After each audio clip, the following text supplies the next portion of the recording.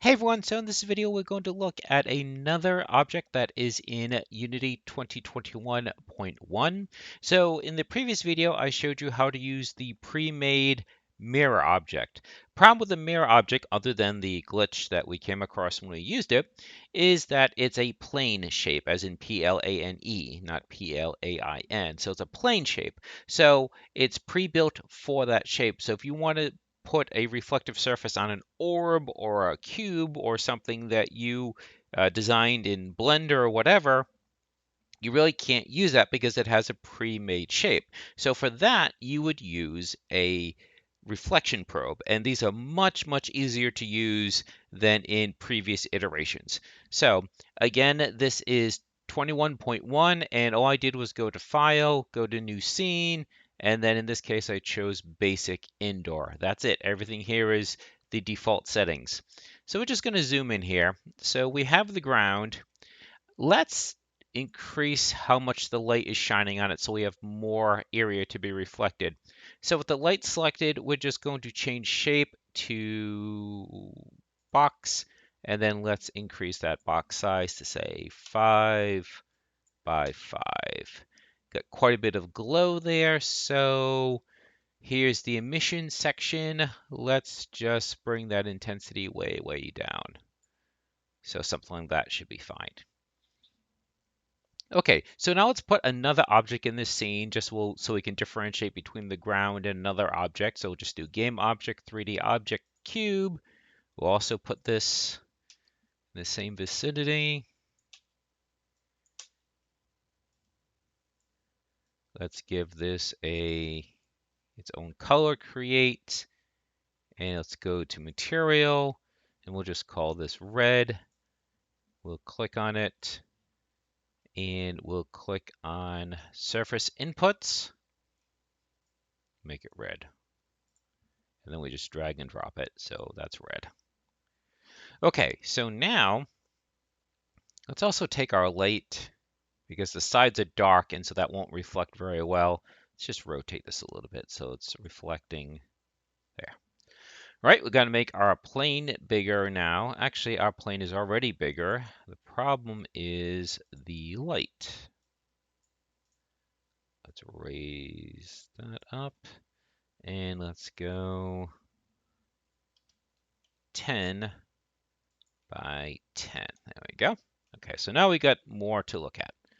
All right, so now we're going to create our object that's going to be reflective. So let's just move this off to the side, because what we're going to do is we're going to have the object be here, and then we're going to have it approach.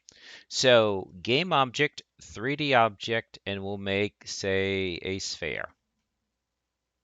So this is the beginning of the reflective. Everything else is just creating the environment. So I just want to let you know that this is where making the reflective object begins. So the other is just set up. Okay, so let's create another material. So right click, create, and let's call this just material, and we'll call this reflect. Okay, so what we need to do is we'll give this metallic and we'll make it smooth. And the reason why it looks like this is because by default it reflects the sky map, the skybox, excuse me. So I'm not quite sure why Unity designed it that way, why they insist on having to even use light probes, why they're not built in. Again, it's Unity, but it's much easier to do than what it used to be. So let's take that and we'll put that on our orb. And now in this case, this is a preview, so it's just saying, okay, if there's a skybox, that what it looks like. Well, there is no skybox. The skybox is actually background color, okay? So it's reflecting the background color. So what we need to do, we need to add a reflection probe. So add component and rendering and reflection probe. And okay, so what we're going to do,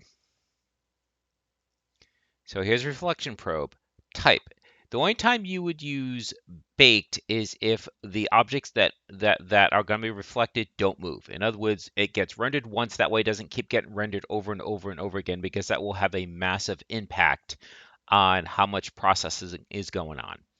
So if we change this to instead real time, you can suddenly see the preview changed. It's only looking at what's around it. You still have like the black surrounding because it is in a black surrounding, but it looks much, much better. You can actually see like the ground here. You can see the red block in the corner. So you know it's already starting to work. Now, let's see what else we want to do.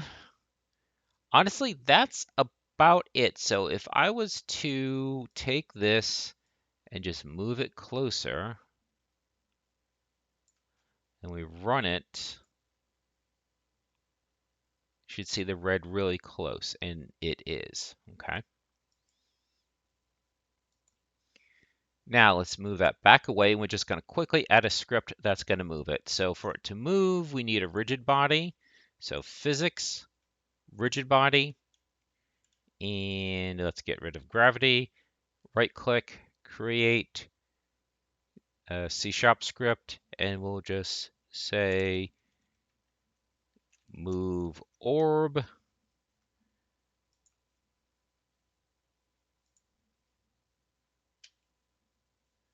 Open up move orb.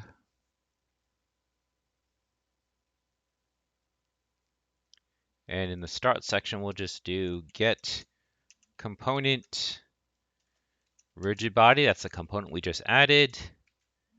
Dot velocity equals new vector 3. And we just want it to move horizontally in a negative direction. So we'll just do -2, 0, 0. So it's not moving up and it's not moving along the z-axis. And let's just make sure. I don't think I actually added the script to the object yet. I did not, so move orb, we'll drag and drop it there. And now it's going to move slowly towards here. And if everything is working right, we should see the block increase in size as it moves closer. If not, then we'll just double check the settings. Okay, so it did not get bigger, so that's good to know. That means we have a wrong setting. So if this happens to you, you'll know what to look for. So on our sphere, we're going to go to our reflection probe. So see how we chose real time? We don't want unenable. In other words, that's when the probe gets enabled, which is when it gets instantiated. So we're going to do every frame.